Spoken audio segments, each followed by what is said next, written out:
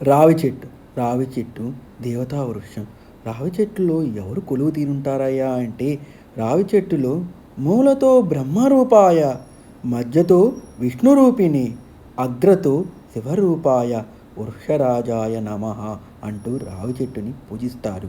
మన హిందువులు ప్రతి ఒక్కరూ కూడా రావి చెట్టుకి పూజలు, నమస్కారాలు చేయడం వలన మనకున్న దోషాలు నివృత్తవుతాయని, స్త్రీలు గర్భదోషాలు ఎవరికైనా ఉంటే ఈ రావి చెట్టు చుట్టూ తిరిగి ప్రదక్షిణాలు చేసిన ఎడల వాళ్ళకి ఆ దోషాలు తొలగి గర్భవతులు అవుతారని చెప్పి పురాణాలు చెబుతూ ఉన్నాయి. రావి చెట్టు దగ్గర 10 నిమిషాలైనా కూర్చొని ధ్యానం చేయడం వలన మనకు ఎన్నో మంచి ఫలితాలు అందిస్తారు. అంతేకాదు, రావి చెట్టులో జ్ఞానాన్ని, చదువుని ప్రసాదించే జ్ఞాన సరస్వతి దేవి కొలువు తీరి ఉంటుంది. అందుకోసమే ప్రతి ఒక్కరూ కూడా రావి చెట్టు చుట్టూ తిరిగి మొక్కులు తీర్చుకుంటూ ఉంటారు.